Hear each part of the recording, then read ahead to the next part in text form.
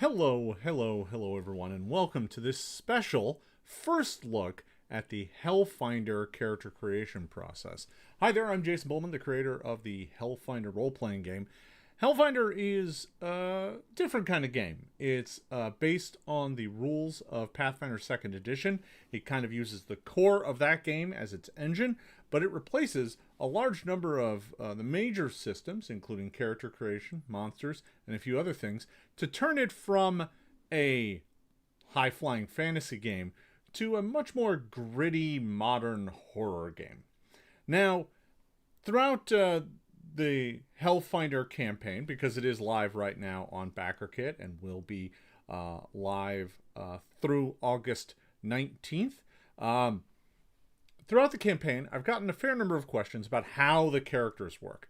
I've talked a lot about how there aren't classes, how instead you get points to spend on things, and you can buy things and kind of customize the character in ways that you see fit. So today, what I thought I would do is spend some time going through the character creation process, step by step, making a character for you live right here on stream. So over here, I have the current draft of the Hellfinder agent record sheet. I will say that this is a draft. In fact, you're going to see drafts of a lot of stuff today. Some of it's a little older, some of it's still in playtest. This game is still very much in development. So as a result, some of the stuff you're going to see is a little unfinished.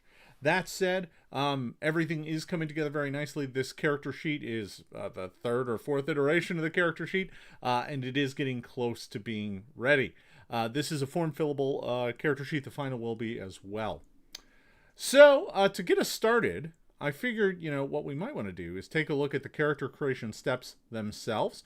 This is from the very first dossier. Now, Hellfinder is a game that comes in 3 distinct dossiers.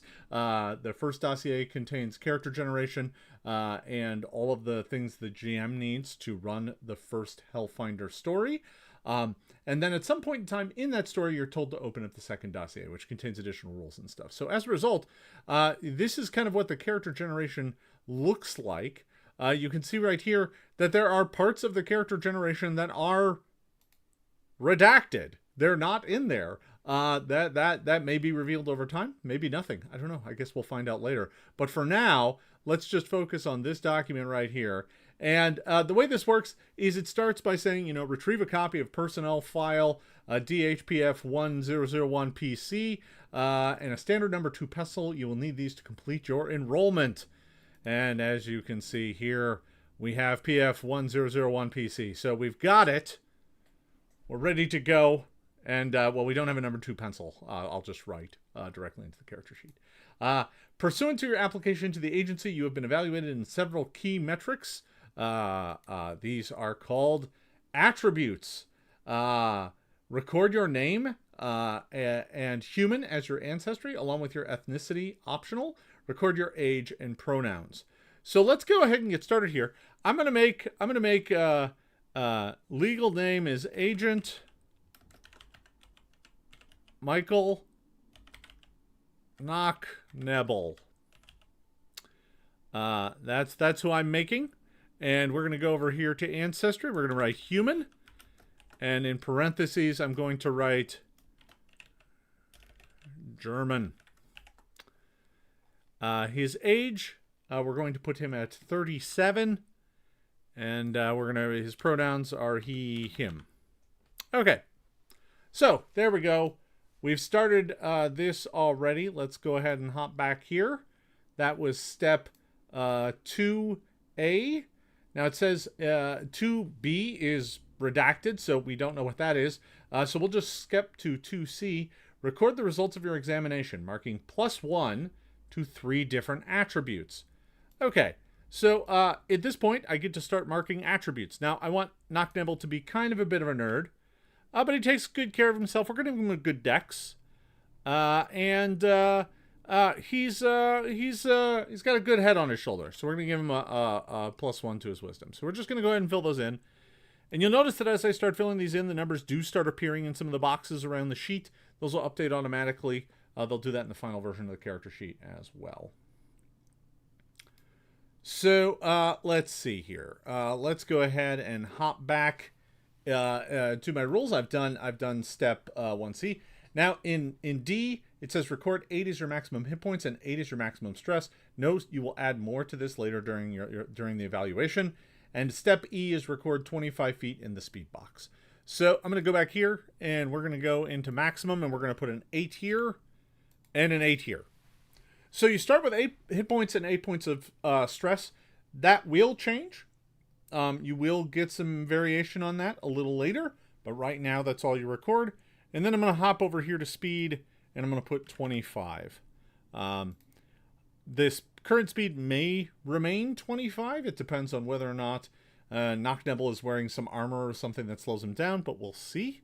That's all we know right now. So that's kind of your first step. You know, this is, for those of you familiar with Pathfinder, this isn't really all that different from picking your ancestry.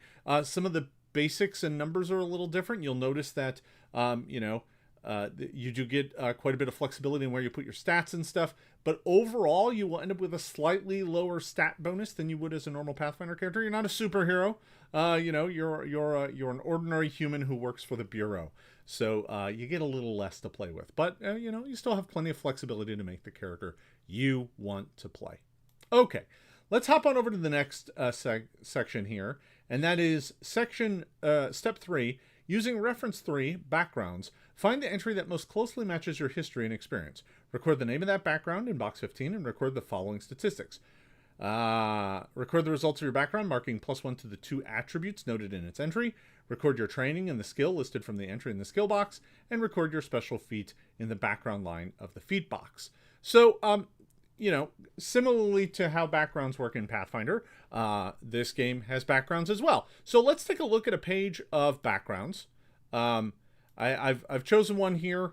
This is, I think, page 4 of backgrounds. There's going to be more added, but this is how many there are at this stage of the playtest. And here we see a couple interesting ones. There's Street Runner. You know, you basically lived on the streets. You get back alley connections and things like that. There's True Believer. The truth is out there, and you believe that the Bureau is the key to finding it. You have wanted to join the service since a very young age, thinking that the life of a special agent would give you the ability to find the answers you need. That's actually the one I'm probably going to pick. Typical life, unusual time. There's plenty of things in here that speak to how your character may have grown up, what they may have been in their ramp up to joining the agency. There's plenty of different backgrounds in here. I'm going to be adding more before the final, thanks to one of the stretch goals we hit as part of the crowdfunding campaign. So let's go ahead and take a look back at this. This is going to give us a +1 to int and a +1 to charisma. So I'm going to go ahead and upgrade my int to 2 and my charisma to 1. Trained in a lore skill, history, law, nature, occultism, or science. I am going to go ahead and put in occultism. I'm typing all this in the character sheet right now. You'll see it when I switch back here in a sec. And I get Ironclad Faith. Your belief in yourself and the Bureau means that you are harder to rattle than most. Because this, increase your maximum stress by 4. Whenever you roll to recover from mental trauma, you get a +2 circumstance bonus on the roll. So I'm going to put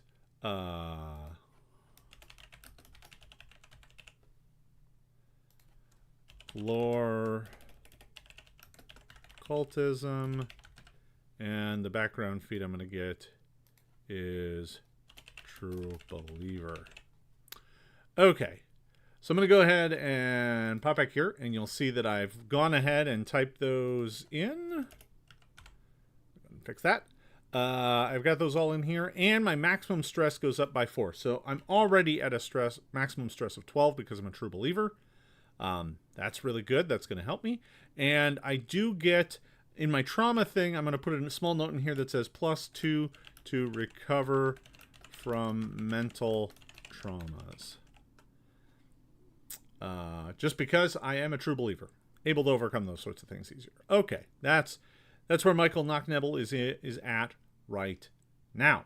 Okay, so I picked my ancestry. I've picked my background. These things are still standard, right? You have different sorts of choices. You get different sorts of outcomes. But basically, the core mechanic is still the same. You pick your ancestry, you pick your background. In this case, your ancestry is just picking like literally what your ethnicity is. Everything else is pretty standard and set for you. Okay, let's go back to the character generation rules here. And we're done with step 3 now. Now comes step 4. Things get more complicated here.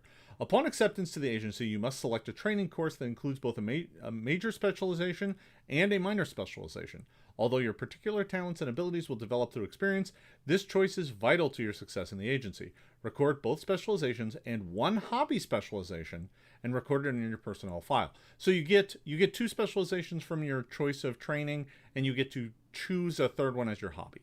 And then it says record your training course by marking +1 in the attribute associated with your course. Add your course hit points to your constitution, and constitution to your hit points box. Add your course stress points and your wisdom to your stress points box. Select 3 skills from your major specialization, 2 from your minor, and 1 from your hobby. Mark them all as trained. If they're marked as trained, mark them as expert instead. If you already have a skill if that skill is already expert for some reason, then select another skill and mark it as trained. Step D, record your base proficiencies in the appropriate boxes. And step E, note your agency rating on your training and record any training specific gear. So I will note, we're only going to be focusing on the front of the character sheet right now. There is a back that has gear and some gear training stuff and that sort of stuff. For now, we're just going to list our gear down here, probably in the skill feats box, just so we have a place to talk about it. I wanted to stay focused on the front of the character sheet. The back has, your kind of equipment list and a few other ratings and stuff like that. It's less critical to our character generation process. We're still going to go through and talk about how you buy gear. I'm just not going to show you me writing it down. I wanted to keep it simple and keep it focused on the front of the sheet. So, let's take a look at the various training courses you can choose from. So, I've gone ahead and screenshot all of them. This is all 7 of them.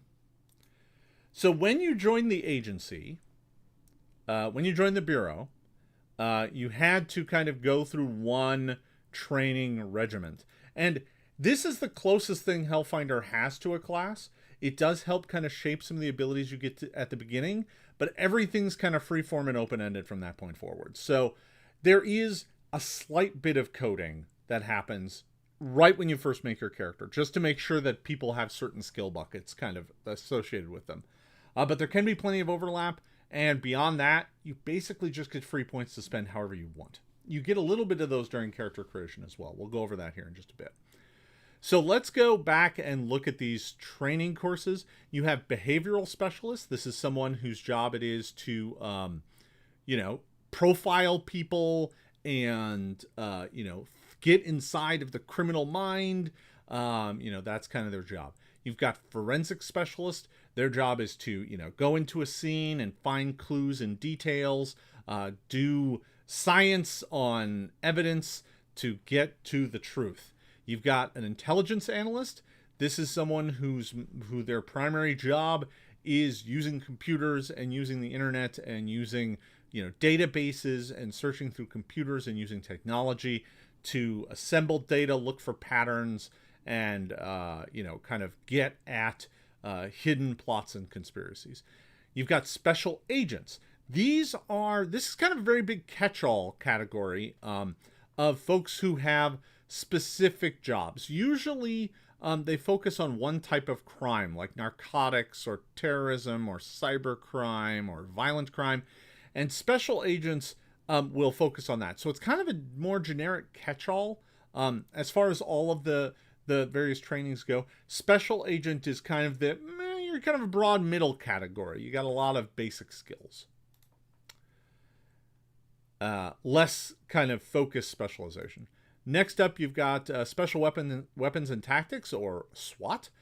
This is your combat training. These folks are skilled in wearing heavier armor, carrying bigger weapons. They're there for when, the Bureau needs to go in guns blazing or to defuse a very dangerous situation. Surveillance. This is basically spycraft. This is spy work. This is kind of, this is your being able to infiltrate and blend in and go into deep undercover. And finally, there is the technology professional. And this is someone whose job, unlike the intelligence analyst, who's really kind of doing work on intelligence, technology professional is there to actually like fix computers, do IT stuff, serve the technology needs of the bureau. This is less of someone who's actively involved with, the case, but is still critical because they're providing support for everyone doing that sort of work. So Michael Knocknebel here is, frankly, probably a forensic specialist. So that's what we're going to put him in. So we're going to go ahead and come over. Let's see here. I'm going to go ahead and do this. So he is going to get forensic specialist as his training. And if we look on the sheet here, that says his specialization, his knowledge major. His minor is fitness. And for his hobby, we're going to take combat. Michael did enjoy going to the gun range and did enjoy that part of the job, so we're going to give him combat as his minor. Now let's go back to this and see what else we get. Attribute, +1 int. So there we go. Michael Knocknebel is now already up to an int of +3. Look at that. That's great. It's pretty good. Looking at his maximum hit points, this is one that's split evenly. Most of them either get 2 and 6 or 2, one or the other, right? They either get 6 hit points or 2 stress points, or they get 4 and 4. This one is one that gets 4 and 4. So it's going to put him at 12 and 16 stress. That is an impressive amount of stress. Now, in addition, he gets to add his con to his hit points. He doesn't have a con bonus, so he's not getting any. And he does have a wisdom bonus of 1. So his final stress total is going to be 17. That is actually very good for a first level character. It is hard to be much higher than that. I think the maximum you can probably get is somewhere in the neighborhood of about 20 or 21. But your hit points would be terrible. They'd be like 10. That would be about the best you could get. So he's really good under pressure. He can take a lot of stress, but his hit points not too great. 12 is about average. Can't take a big beating. Our agent here. Now let's go back and take a look at some of the other things we get.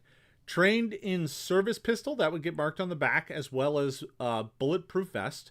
He's reflex saves, will saves, perception, and drive are all going to be trained. So we'll go ahead and mark those. That was reflex and will. Reflex and will. I'm just marking those. And he has an expert in fort saves. Those forensic specialists get exposed to a lot of weird stuff in their line of work. They get really used to kind of, oops, yeah, dealing with toxic substances and stuff. So they get good fort saves. So on the back, we would mark his training with his service pistol. That's a 9mm, and bulletproof vest. So you can end up with training in just one type of thing. Most agents are trained in service pistol and bulletproof vest. But he does have combat training, and he might be able to get something from fitness too. So we'll keep an eye out. There might be some other options for him to increase his training on that front. So, we've done that. Let me take a look back here. His agency rating is 1. That's fine. And for his starting gear, he has a service pistol, bulletproof vest, and a forensics kit. So I'm just going to write those down here. I'm going to put them down in the skill feat section for now, just so that we don't remember them and so that everybody knows that we took them. Pistol, bullet, proof vest forensics kit. Okay. Again, this would normally go on the back, but we'll just put it down there for now. Okay. So, that's where we're at on that. Now, at this point, if we go back to the first slide, we have completed step 4. Now we're up to step 5. Step 5 says, let me check one thing here real quick before we call this done. Perception. I did get perception, right? No, I didn't. Let me mark perception. Okay, that's it. I knew I missed something. Okay.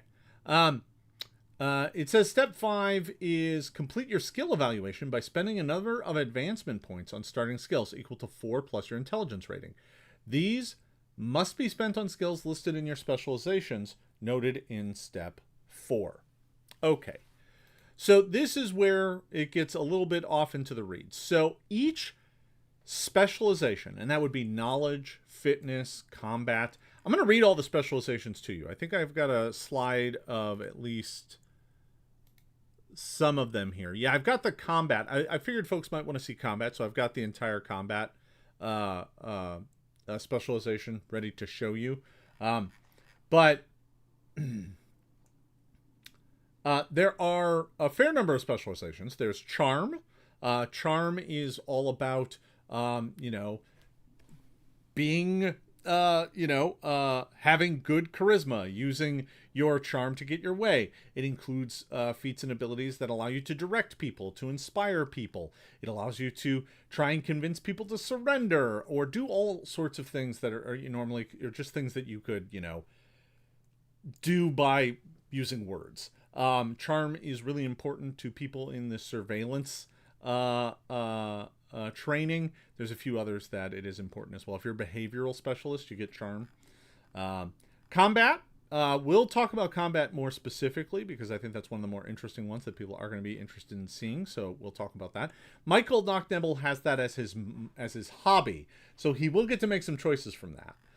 Next up, there's fitness. Fitness is all about endurance, wellness, health.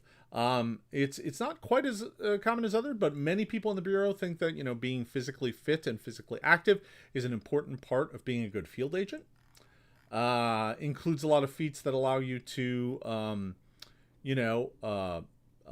be better trained, be ready for a fight, move more fluidly through the battlefield and stuff like that, or through a dangerous situation. Knowledge is just book learning. It's about knowing things and knowing, what to do and how to find more information and how to get at the things you need. Technology is what it says on the tin. It's literally about being good with technology, and that includes both cars and computers and things like that.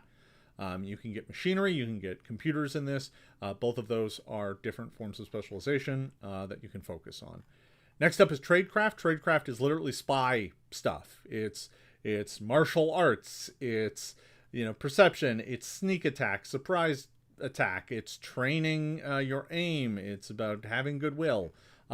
So those are all of the specializations, and each one includes, and you can see this on combat here.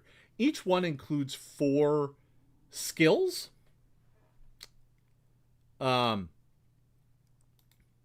Each one includes 4 skills. And did I skip something? I might have skipped something. Hold on here. I want to make sure I didn't skip a step, or maybe I changed it. It's possible I changed it. So as part of my training course for forensic specialists, I forgot that one of the steps is select 3 skills from your major specialization, 2 from your minor, and 1 from your hobby. And you get to mark those as trained. So I already get to mark some as trained. I did not do that, so let me go back and do that. Good thing I remembered. I was like, wait a minute. I know you get some for free. So he is going to get 3 skills from knowledge. So let's go ahead and make sure we select those.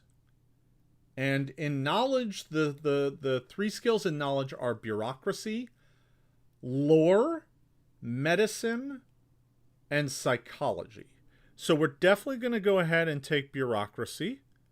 Having a bureaucracy skill in this game is very useful, and it allows you to get things out of the agency and get, requisition things and get knowledge and stuff like that. Very useful skill.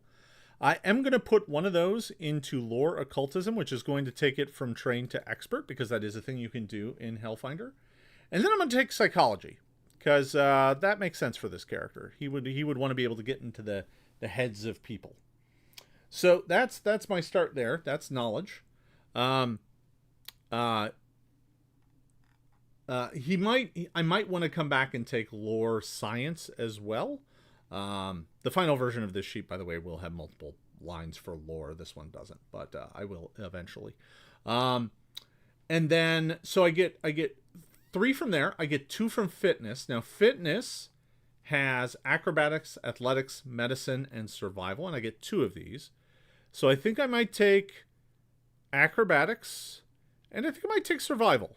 That's kind of interesting. He's kind of an outdoorsy guy. And lastly, combat, and this is the one we do have. In combat, as you can see here, we have acrobatics, athletics, intimidation, and stealth. So let's take stealth. He gets 1 from this. This is his hobby, so he'll take stealth. So there, I've spent all those points. Now we can skip back to the next step of the character generation, which is I get to spend more points on skills. I get a number of points equal to 4 plus my intelligence rating. Now this is interesting, because now we're getting into how the points get spent. So I have 7 points to spend. Now getting a skill trained costs 1, but raising it from trained to expert costs 2. So if I did want to say get science in here, and just to make life simple, I'm going to say, and that made it very tiny, but he has occultism and science. I'm going to say they're both at expert. That's going to cost me 3 of my points. 1 to get it for trained, and 2 more to get it to expert.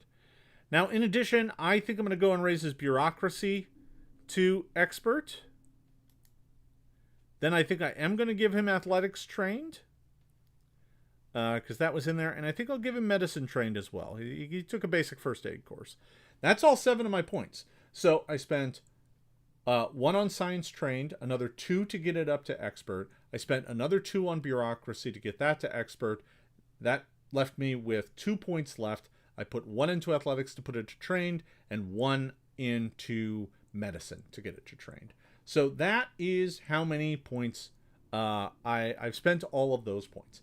Let's go to the next. Oh, hey, where are you? Okay, here we are. We'll get the extra lores in there, no worries. So we just wrapped up step 4 or step 5. Now let's go to step 6. Select your desired feat training regimen by spending 12 advancement points on feats. These feats must be spent on the feats from your specializations noted in step 4. So I have 12 points to spend. That sounds like a lot. But I do want to remind you that as we go over here to look at feats, feats have costs that are more than 1. Fortitude training costs 6 points to get fortitude to expert, and 9 more to get it up to master. So you can spend a lot of your points very quickly. Now there's a lot of feats in here. Just looking at combat feats, you've got things like duck and cover, you have long arm weapon training, martial arts training, military weapon training, perception training, precision shot, quick reload, covering fire. Went too far. Did I only do? I only did the 2 pages of these. There's a few more, but that's a good sample. So I've got a lot of feats to pick from here. I am going to start by looking at the knowledge feats. Now I don't have a screenshot of these, but I'll tell you which ones I think make the most sense for good old Agent Knocknebel here. Looking at the knowledge feats, there's some interesting ones. I think the one that I find the most interesting is one called Follow the Lead. This is Kit Bashed from some other feats you might know from Pathfinder, because you will find some feats and class features being made into things you can take in Hellfinder, because they do make good sense. So follow the lead is in here. You can spend 1 minute examining a piece of evidence or any assembled details related to a mystery, case, file, or other investigation. You do not need to fully understand the scope or identity of all those involved with an investigation to use this ability. Whenever you attempt a perception or skill check related to this investigation, you gain a +1 circumstance bonus on the skill. If this check applies, the checks this applies to are subject to GM discretion. You maintain an investigation until it is solved. So the second time you take this feat, you can have 2 active investigations and can choose which to abandon if you pick up a third. The third time you take this feat, the bonus increases to +2, and the fourth time you can have 3 active investigations. And the costs are 2, 4, 6, 8. So I'm just going to take the first level of it. So I'm going to come back here, and I'm going to take follow a lead. And this is knowledge. And this is costing me 2. Makes very good sense here. There is another one of these that I think is really useful. It's called Requisition Specialist. Cost here is 1, 3, or 5. You know how to work the bureaucracy to ensure that your team has the right gear for the job. Double your requisition value. The second time you take this feat, triple your requisition value. The third time you take this feat, quadruple your requisition value. This has to do with your agency rating. So I'm going to just take this once. I'm going to take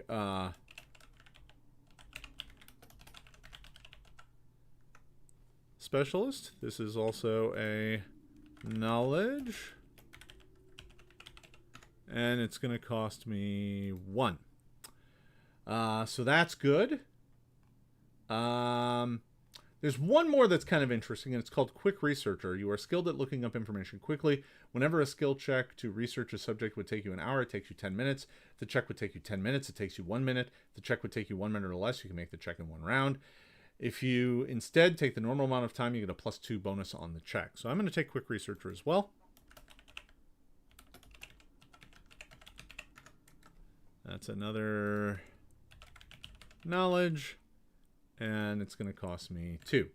Now, in addition, those are all from knowledge. I can take stuff from fitness as well. There's some interesting stuff in here. The one I'm going to take, though, that I find really interesting, I'm going to take sport weapon training. Now, sport weapon training says this. Your skill with sports weapons increases to the next level. This includes bats, bows, crossbows, rifles, and thrown items. It also includes proficiency in light armor. So for this one thing, I get both training in a select group of weapons, and I get training in light armor. All characters start untrained in this category. The cost for each level of proficiency is equal to the bonus. So this costs me 2 to get 2 trained. So that's what I'm going to do there. So now I've spent 1, 2, 3, 4, 5, 6, 7. I still have 5 points to spend. I think, looking at what I have here, and being good at fighting with bats, crossbows, bows, rifles, thrown items, I think I'm going to go ahead and take sudden charge as well. This is exactly like the fighter feat. Cost me 1 point. So I've got those. And then lastly, let's take a look at some of those combat feats. Maybe there's one of these I want to take. Covering fire is really interesting. You can lay down covering fire with a firearm, making it dangerous to move through an area. Pick a 45-degree cone with a range equal to the first 2 range increments of your weapon and spend half the weapon's capacity. Before your next turn, you can spend a reaction to make a range attack with that weapon against any enemy not behind cover or prone, except for dropping prone. There might be a typo there. Each additional time you take this feat, you get an additional reaction to use covering fire. That's kind of interesting. I like duck and cover, though. We're going to go ahead and take duck and cover. That costs 2. Duck and cover is a combat feat that says whenever you end a move next to a whenever you end a move next to a corner or adjacent to an object that provides lesser cover, you instinctively duck down or go flat against the edge, giving you the benefits of standard cover without having to take cover. This benefit does not apply to the cover gained from being near other people or animals, so you don't get it for hiding next to people, but you can get it a bunch of other ways. So I took duck and cover. Now, as you can see here, we're already at 10 points, so we only have 2 more points left to spend. Looking at all the stuff here, I think precision shot might be the way to go. While aiming, you can place your shot where it will hurt the most. Whenever you make a ranged attack with an aim bonus, add 1/2 that bonus as precision damage. If you hit, minimum 1. If you take this feat again, add the whole aim bonus as the precision damages instead. So we're going to go ahead and take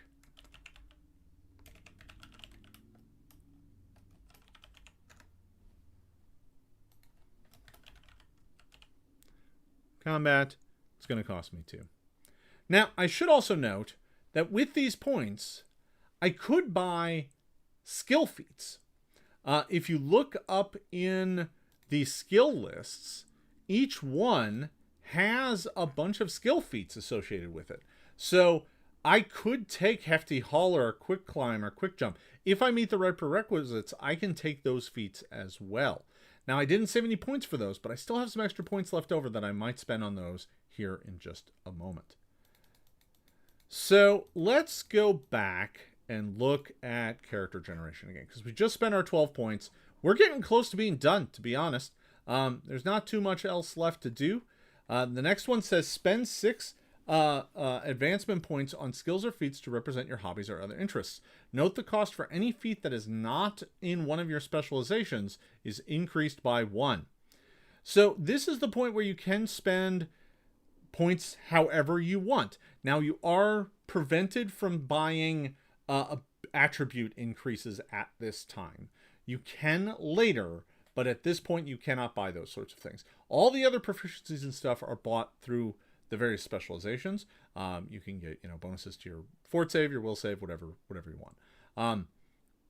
So in this case, I am trained in light armor. Let me make sure that is marked, because I did get that fully. I was previously just trained in bulletproof vest, but now I have all of light thanks to sports weapon training.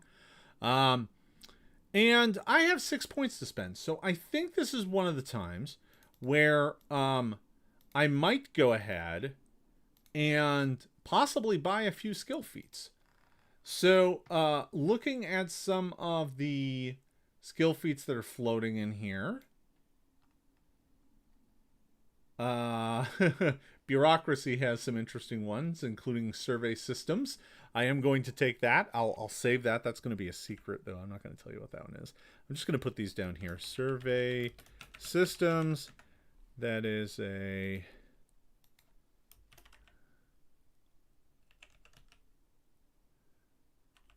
bureaucracy. And it costs 1. I'm also going to take... let's see. What did I get medicine at? Medicine's only at that. I am going to take forensic acumen. That's a medicine skill feat.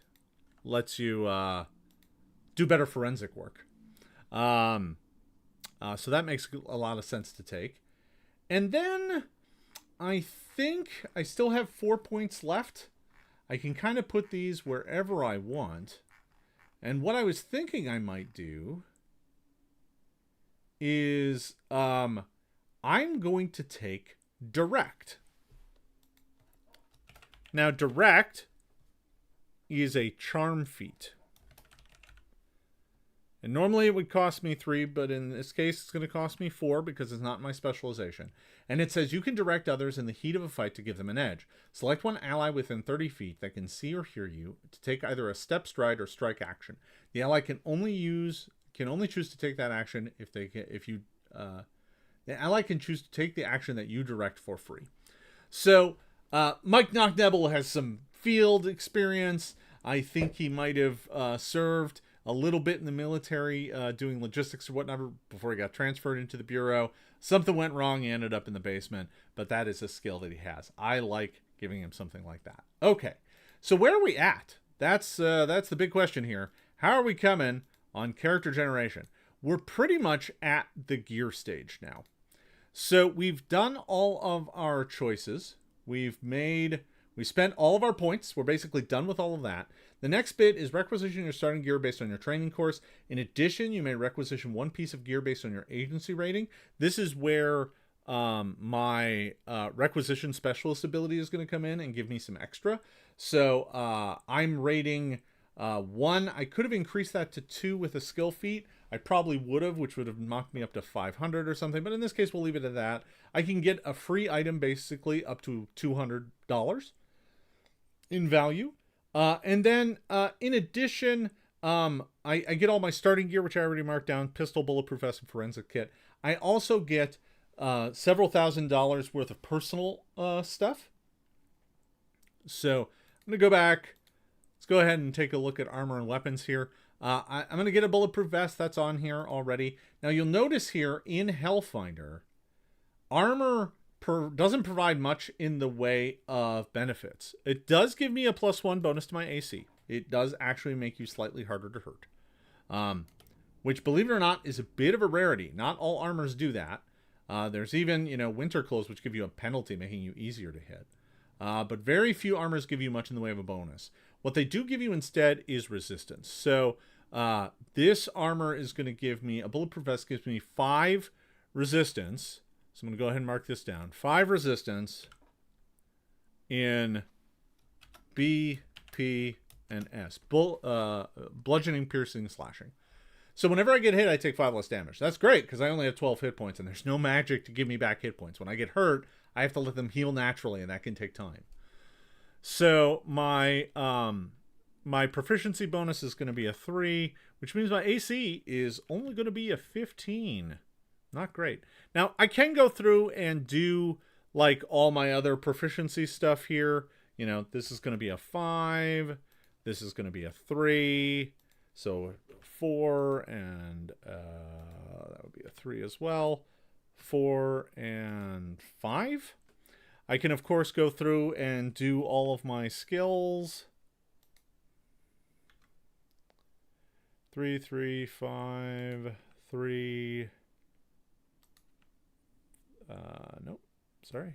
That would be 5, 3, 3, 3, 3. I'm just going to fill in the skills that I have ranks in. I could, of course, go through and do all of them, but I'm going to save ourselves the time and just do the critical ones right now. For the final version of the character sheet, will have all this automated, by the way.